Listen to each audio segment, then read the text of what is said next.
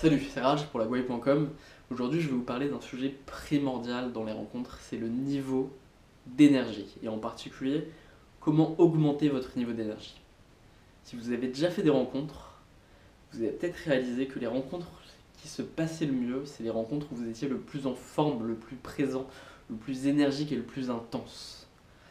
Alors que les rencontres et les soirées qui étaient le moins intéressantes pour vous, c'est celles où vous étiez à moitié absent, à moitié présent, et où finalement voilà, vous n'étiez pas capable de faire beaucoup d'efforts, vous n'étiez pas capable d'être très attentif et de réagir rapidement à chaque situation. Donc je pense que bon, la plupart des gens comprennent que dans les rencontres, l'énergie c'est la chose la plus importante.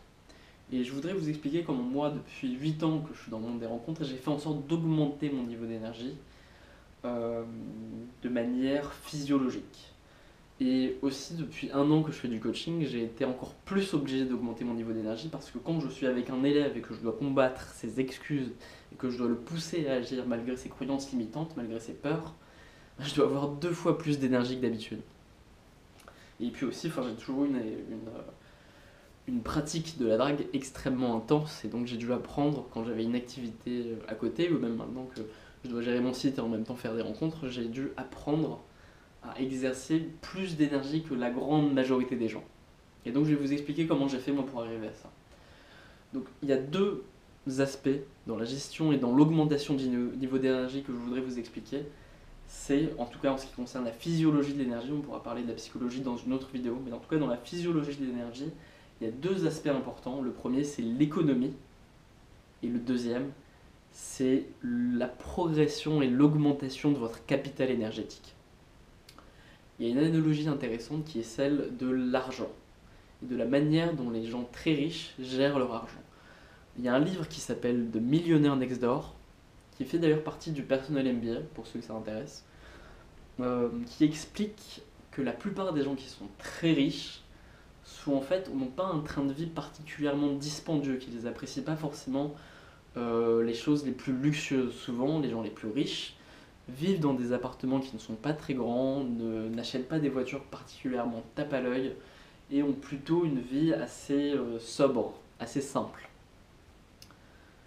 Et par ailleurs, donc ces gens très riches, en fait, s'ils ont un train de vie assez simple, c'est parce qu'ils dépensent leur argent uniquement là où ils pourront récupérer encore plus d'argent.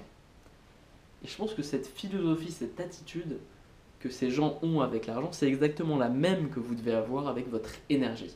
Vous devez cesser de l'utiliser là où c'est inutile, là où il y a des impasses énergétiques, et vous devez l'investir intelligemment là où vous savez que vous allez récupérer 2 fois plus d'énergie que celle que vous avez investie. Et ça, mais c'est seulement la deuxième étape. D'abord, dans un premier temps, avant de réfléchir à comment augmenter votre intensité et votre énergie dans vos rencontres, il faut penser à économiser l'énergie dont vous disposez déjà, c'est le plus simple. Parce que j'ai beaucoup d'élèves, beaucoup de gens qui me lisent et qui me demandent comment je peux faire pour être plus expansif, pour m'exprimer davantage et avoir plus d'énergie. Parce que je suis quelqu'un d'assez neutre et d'assez calme et voilà, je voudrais savoir comment devenir une personne différente et avoir une attitude plus énergique. Mais la première étape, c'est déjà de ne pas dépenser son énergie n'importe où. Donc il y a 4 domaines dans lesquels vous dépensez votre énergie en général de manière inutile, de manière inintelligente. Le premier, c'est la digestion. Vous allez voir pourquoi. Parce qu'effectivement, manger, c'est ce qui vous permet de gagner un maximum d'énergie, mais en même temps, quand vous mangez, vous devez aussi dépenser de l'énergie pour gérer ces nutriments, pour traiter ces nutriments et les faire rentrer dans votre corps. Donc en fait, c'est un investissement, et souvent, on ne fait pas cet investissement de manière intelligente et on dépense presque autant d'énergie à digérer qu'à manger quand on choisit mal ses aliments. Le deuxième point, c'est la dépense stupide de l'énergie dans l'état de zombitude, ou alors dans ce que Tony Schwartz appelle la zone de survie, c'est-à-dire cet état où vous n'êtes ni éveillé ni endormi, où vous êtes entre les deux voilà, qui n'est pas un investissement intelligent énergétique non plus. La troisième chose, la troisième manière dont on dépense son énergie de la mauvaise manière, qui ne permet pas d'augmenter notre capital énergétique, c'est dans la dépense de l'énergie, dans la réflexion. C'est-à-dire que la plupart des gens réfléchissent toute la journée et hésitent toute la journée, et en fait c'est une mauvaise chose. Et je vous expliquerai comment faire pour limiter cette dépense d'énergie psychologique. La quatrième manière dont vous dépensez votre énergie inutilement, c'est dans la masturbation. Vous verrez qu'il y a deux manières de dépenser l'énergie sexuelle. Vous pouvez la dépenser avec quelqu'un d'autre et récupérer énormément d'énergie psychologique après avoir dépensé votre énergie physiologique. Ou alors vous pouvez effectivement vous masturber et perdre votre énergie bêtement. D'abord, on va étudier bien ces 4 points. Je vais essayer d'avoir une vision globale et puis je pourrai en parler plus en détail dans d'autres vidéos. Et quand on aura bien parlé de ça, on pourra expliquer comment exploiter son réservoir d'énergie caché pour toujours avoir plus d'énergie dans chacune de vos rencontres, dans chacune de vos soirées. Donc ça va être un peu long, mais c'est ma vision globale de l'énergie, c'est ma méthode complète pour augmenter votre niveau d'énergie. Je vais mettre plusieurs repères en dessous de la vidéo si jamais vous voulez écouter ou regarder cette vidéo en plusieurs fois. Mais voilà, on va commencer donc par la question de la digestion. Comment est-ce que vous dépensez bêtement votre énergie dans la digestion ?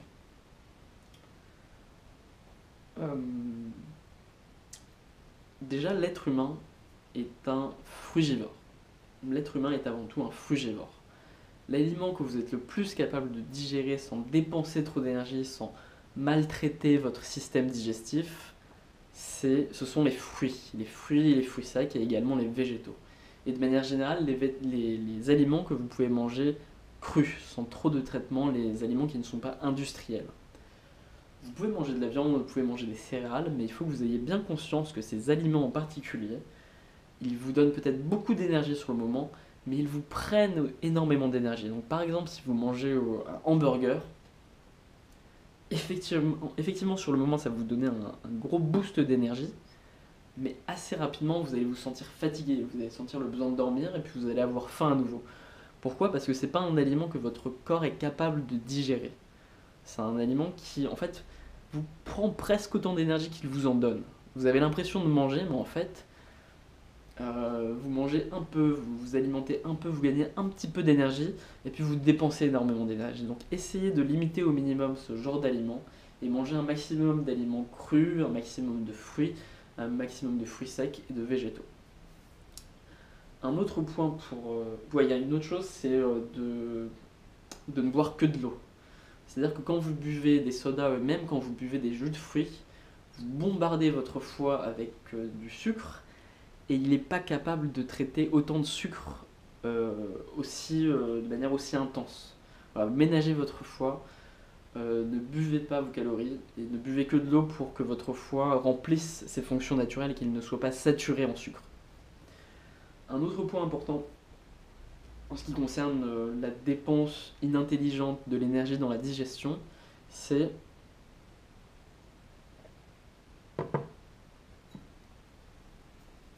le fait de manger de ne pas manger en continu et d'avoir quelques repas, genre 2 ou 3 repas seulement par jour. Et ce type d'alimentation de manière très ponctuelle, ça va vous forcer à dépenser énormément d'énergie pour digérer. C'est beaucoup plus pertinent, beaucoup plus efficace de grignoter en fait pendant toute la journée, malgré tout ce qu'on a pu nous dire dans notre éducation. C'est beaucoup plus efficace de grignoter, et alors évidemment il faut manger plutôt des fruits et des fruits secs, pour avoir de l'énergie pendant toute la journée et ne pas digérer trop d'aliments en même temps, trop de nutriments en même temps, et ménager en fait votre système digestif parce que votre corps n'est pas non plus préparé à manger 3 fois par jour. Votre corps n'est pas préparé à ça, il n'est pas fait pour ça. Il est plutôt fait pour manger progressivement pendant la journée les fruits qu'on est censé trouver sur les arbres au gré de nos pérégrinations. Voilà. Un autre point important en ce qui concerne la dépense énergétique inutile, c'est la dépense inappropriée de l'énergie dans cet état de zombitude, c'est-à-dire cet état qui est entre l'éveil et le sommeil. Donc premièrement, en ce qui concerne l'alimentation, la nutrition, c'est des informations que vous pouvez trouver dans le livre Ultramind de Ultramind Solution, dont je pourrais parler plus en détail si ça vous intéresse, et également dans le livre de John Medina qui s'appelle Brain Rules, donc qui explique les bons aliments à ingérer pour utiliser le maximum de vos capacités cognitives. Donc le deuxième domaine dans lequel on dépense son énergie inutilement, c'est dans cet état dans cette zone de survie, dans ce que Tony Schwartz appelle la zone de survie. C'est-à-dire une zone où vous êtes ni en train de récupérer, vous n'êtes pas en train de dormir, vous n'êtes pas en train de méditer, vous n'êtes pas en train de faire une sieste, et vous n'êtes pas non plus totalement performant, totalement intense et présent dans ce que vous faites. Vous êtes entre les deux dans la zone de survie. Et malheureusement, c'est l'état dans lequel la plupart des gens sont. Quand vous prenez le métro, les gens sont dans leur zone de survie, ils ne sont pas dans la zone de performance, ils ne sont pas dans la zone de récupération. Et malheureusement, au travail, c'est souvent ça aussi. Vous êtes plutôt dans la zone de survie la majorité de la journée. Et malheureusement, quand vous faites ça, vous dépensez, vous investissez bêtement votre énergie. Donc, la solution pour sortir de cette zone de zombitude et pas dépenser votre énergie bêtement, et en plus ne pas récupérer efficacement, c'est de dormir plus, de faire un maximum de siestes et de respecter davantage votre rythme naturel. Tony Schwartz parle des cycles ultradiens. Ce sont des cycles qui durent 90 minutes. Et en fait, ce qu'il propose, c'est de faire des cycles où vous allez être intense, où vous allez travailler de manière très performante pendant 90 minutes. Et ensuite, vous allez prendre 20 minutes de pause. Et ensuite, vous allez recommencer à travailler pendant 90 minutes, puis prendre à nouveau 20 minutes de pause. Et en suivant cette méthode des cycles ultradiens, moi-même, pendant mes sessions, pendant les périodes où je faisais beaucoup de rencontres, beaucoup de drags pendant la journée, en espaçant mes sessions, en faisant des sessions seulement de 90 minutes, puis en faisant 20 minutes de pause, puis en reprenant 90 minutes, c'était les moments où j'ai eu le plus de résultats. Ça a été vraiment une révolution pour moi, pour ma capacité à conclure et à faire de belles rencontres. Ça sert à rien de faire un effort pendant plus de 2 heures, 3 heures. Vous arrivez forcément, si ça dure trop longtemps, dans votre zone de survie. Et voilà, vous faites un investissement énergétique qui est inutile et inefficace. Un autre point important sur la question de la zone de survie et sur la zombitude, c'est non seulement pendant la journée, les gens sont souvent dans cette zone de survie, mais aussi quand ils vont dans leur lit, la plupart des gens, au moment où ils vont dans leur lit, ils sont aussi dans cette zone d'entre-deux qui est entre l'éveil et le sommeil, et qui est une zone de dépense énergétique inefficace. Et la raison pour laquelle souvent les gens ont du mal à trouver le sommeil, c'est parce que la dernière chose qu'ils font avant de s'endormir, c'est qu'ils regardent un écran. Et c'est très mauvais de regarder un écran avant de s'endormir pour 2 raisons. Donc la première, vous la connaissez sûrement, c'est parce que l'écran et sa luminosité donnent l'impression à votre cerveau que vous êtes encore dans la journée, et donc que vous n'avez pas besoin de préparer votre corps au sommeil. Donc c'est une erreur de faire ça avant de vous endormir. Et deuxièmement, en plus de vous donner cette illusion, l'écran d'ordinateur ou de télévision est extrêmement fatigant pour votre rétine, parce que votre rétine n'est pas adaptée naturellement à voir, à observer ces contrastes extrêmement violents entre les couleurs et entre les changements de luminosité d'une fenêtre à l'autre. Et donc c'est extrêmement fatigant pour votre corps. Donc voilà, évitez de regarder les écrans 1 heure avant de dormir, faites autre chose, vous pouvez lire, vous pouvez méditer, voilà, vous pouvez faire un tas de choses pour mieux rentrer dans la zone de récupération qu'est le sommeil, sans passer par cette zone de survie qui est une dépense inutile. Donc le troisième point, la troisième manière dont on dépense son énergie bêtement, c'est dans l'hésitation, dans la réflexion. La plupart des gens, toute la journée, passent leur temps à se demander s'ils devraient continuer à faire ce qu'ils sont en train de faire, s'ils devraient faire autre chose, et ils passent leur temps à hésiter et à prendre des décisions. C'est une dépense d'énergie psychologique totalement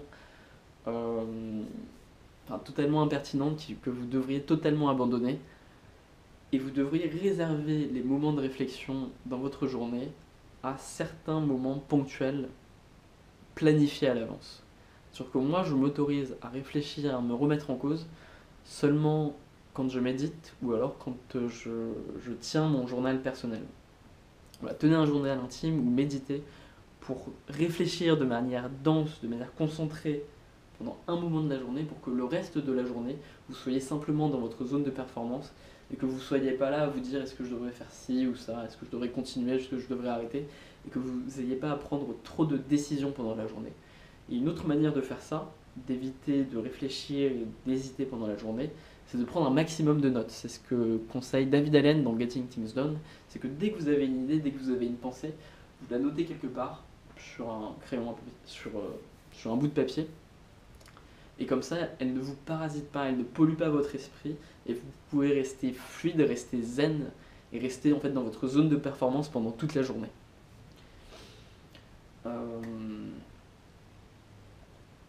Donc voilà, une autre manière dont vous pouvez dépenser votre énergie inutilement, c'est dans la masturbation. C'est-à-dire que si vous rencontrez une fille et que vous couchez avec elle, vous allez effectivement dépenser votre énergie physiologique, mais en même temps, vous allez récupérer énormément d'énergie psychologique, parce que vous allez recevoir de l'affection, vous allez recevoir de l'amour, et donc c'est un bon investissement énergétique, si j'ose dire.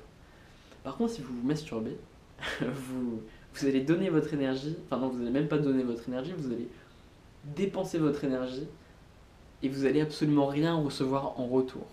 Et donc c'est un mauvais investissement psychologique. Et donc la solution pour ne pas faire cette dépense, il y a une expérience qui a été faite en Chine où on a vu sur des gens qui ont cessé d'éjaculer pendant 7 jours, c'est qu'au bout de 7 jours, ils avaient un immense pic de testostérone. Et si vous faites cette expérience, vous verrez qu'effectivement, au bout de 6, 7 ou 8 jours, vous avez beaucoup plus d'énergie, vous êtes beaucoup plus intense, et aussi vous avez besoin de beaucoup moins d'heures de sommeil. En général, vous pouvez réduire facilement en suivant cette méthode. Vous pouvez dormir 1 heure de moins tous les jours. C'est quand même un bon investissement, une bonne méthode. Donc voilà, et au-delà de 7 jours, c'est pas forcément intelligent de se masturber encore moins fréquemment que ça, d'éjaculer encore moins fréquemment que ça, parce que le risque, c'est que vous soyez à un moment donné obsédé par le fait de faire des rencontres et par la drague. Ça peut être une bonne chose si vous n'avez pas d'obligation professionnelle ou personnelle, mais pour la plupart des gens, ne penser qu'à ça, être obsédé par ça, ça peut être un vrai problème. Et vous avez quand même besoin en général d'être performant dans d'autres domaines que les rencontres. Donc voilà, ne dépensez pas bêtement votre énergie dans la digestion, ne dépensez pas votre énergie dans la zombitude, dans la zone de survie, ne la dépensez pas dans l'hésitation et la réflexion au cours de la journée, et ne la dépensez pas dans la masturbation. Une chose que j'ai oublié de dire sur la question de l'hésitation, c'est qu'il y a une anecdote intéressante, c'est c'est le fait que Barack Obama, en fait, le président des États-Unis, tous les matins, ne se donne le choix contre deux costumes. Je ne sais pas si c'est deux costumes ou deux cravates, peut-être une cravate bleue et une cravate rouge.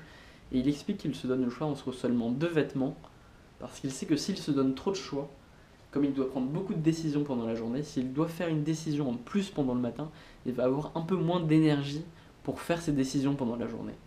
Et ben c'est un peu la même chose, la même attitude que vous devez avoir, c'est que vous devez limiter le nombre de décisions que vous devez prendre tous les jours. Et c'est pour ça que vous devez planifier au maximum vos journées pour savoir ce que vous allez faire à l'avance et prendre des décisions seulement à certains jalons, à certains moments précis de la journée. Et voilà, pas dépenser votre énergie psychologique inutilement. Donc voilà, ça c'est la première chose, apprendre à économiser son énergie au maximum.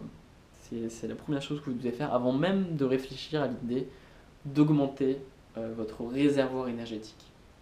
Donc moi simplement déjà en suivant ces méthodes-là, j'ai pu déjà réduire mon temps de sommeil énormément. J'ai pu passer, à un moment je dormais environ 10 heures par jour, enfin j'avais besoin de dormir 10 heures par jour, voire 11 heures pour être en forme, et en général je dormais tous les jours environ 9 heures. Et aujourd'hui je dors seulement 7 heures par jour, et je fais un maximum de pauses, un maximum de siestes, donc en général je dors 6 heures, puis ensuite je fais une ou deux siestes de 20 minutes. Et en plus, je suis jamais dans cette zone de zombitude, dans cette zone de survie. Je suis toujours dans la zone de performance. Et c'est beaucoup plus dans la zone de performance ou dans la zone de récupération. Et ça change absolument tout à mes rencontres, à mes interactions. Donc voilà. Déjà, la première chose, c'est que vous devez apprendre à gérer ça, à gérer l'énergie dont vous disposez déjà. Quand vous avez appris ça, vous pouvez commencer à faire en sorte d'augmenter votre réservoir énergétique. Il y a une expérience qui a été faite et qui est expliquée par Kelly McGonigal dans The Willpower Instinct. C'est un psychologue qui voulait voir ce qu'il se passait dans la physiologie d'un coureur d'endurance, au moment où son cerveau lui disait d'arrêter, où son cerveau lui disait qu'il était plus capable de continuer à courir et qu'il arrivait à bout de ses forces. Ce qu'il a observé dans cette expérience, c'est qu'en fait, il ne se passait absolument rien physiologiquement à cet instant précis. Et c'est simplement un message que lui a envoyé son cerveau pour lui dire de maintenir un réservoir d'énergie pour se défendre, pour survivre en cas d'urgence. Sauf qu'aujourd'hui, dans notre société, si vous dépensez votre énergie au maximum et que vous êtes complètement fatigué et que vous êtes vraiment à bout physiologiquement, c'est pas un problème parce que vous n'allez pas vous faire attaquer par un lion et que vous pouvez récupérer sans trop de soucis en général. Vous êtes rarement en danger de mort dans notre société. Et donc, ce qui est intéressant, c'est voilà, de réaliser que le moment où notre cerveau nous dit que nous n'avons plus d'énergie, en fait, c'est un moment où il nous reste encore beaucoup d'énergie. Hein, si vous êtes en train de courir et que votre cerveau vous dit d'arrêter, en fait, vous êtes capable de courir encore 30 minutes. C'est exactement la même chose dans les rencontres et dans la drague. Le moment où vous avez envie d'abandonner, où vous vous dites que c'est fini, vous pouvez encore continuer 30 minutes et vous pouvez encore dépenser énormément d'énergie en exploitant votre réservoir caché d'énergie. Et si vous faites cela, et c'est extrêmement important de le faire tous les jours, si vous le faites, vous allez augmenter votre capital énergétique. Et c'est pour ça que c'est extrêmement important de le faire. Moi, j'ai été obligé de le faire, notamment parce que voilà, ça fait 8 ans que je fais des rencontres et que je drague de manière assez intense. Et aussi, j'ai commencé à faire du coaching il y a plus d'un an. Et avec tous les élèves que j'ai vus, effectivement, j'ai eu besoin d'avoir...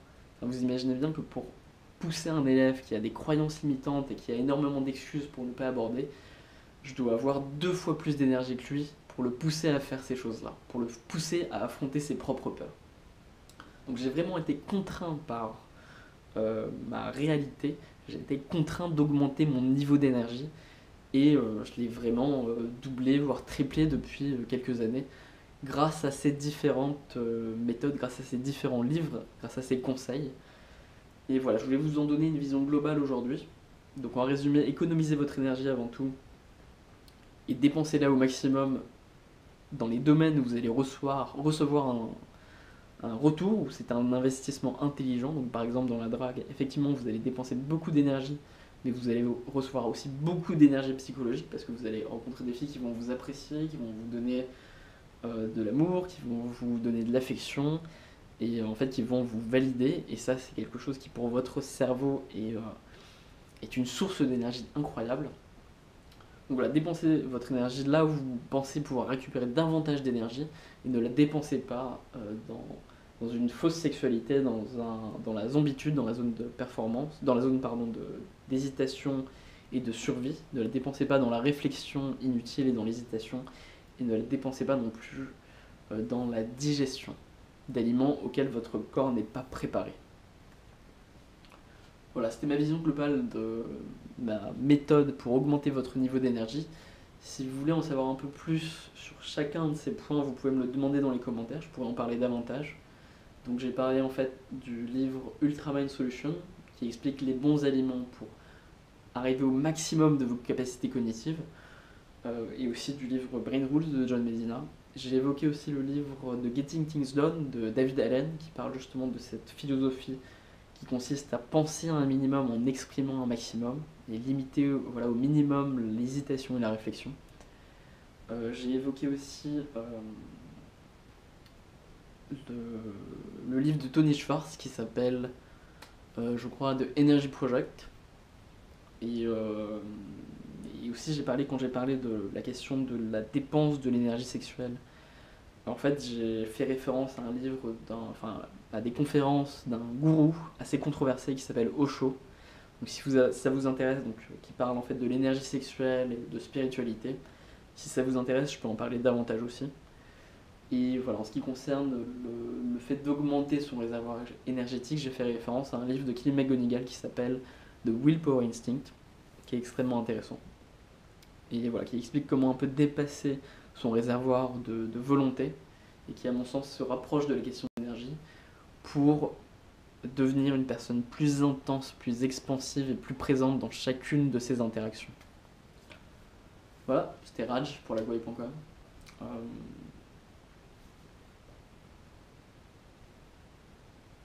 Si vous avez un peu Ouais, une précision sur la question de l'énergie, c'est que avoir de l'énergie dans les interactions, c'est pas forcément se comporter comme un animateur du Club Med. Hein, c'est avoir de l'énergie dans les interactions, c'est simplement être intense, être présent et être extrêmement réactif dans chacune des interactions. Moi, je suis quelqu'un d'assez calme, hein, naturellement, même d'introverti. Et effectivement, je saute pas dans tous les sens quand ça se passe bien dans une interaction. Mais je suis totalement empathique, totalement présent et je suis au maximum de mes capacités cognitives. Et c'est ça que j'appelle l'énergie. Donc voilà, je pense que cette vidéo a été assez longue. N'hésitez pas à me dire ce que vous en pensez dans les commentaires, à me dire sur quel point vous souhaitez avoir davantage de détails. Passez une bonne journée. Salut.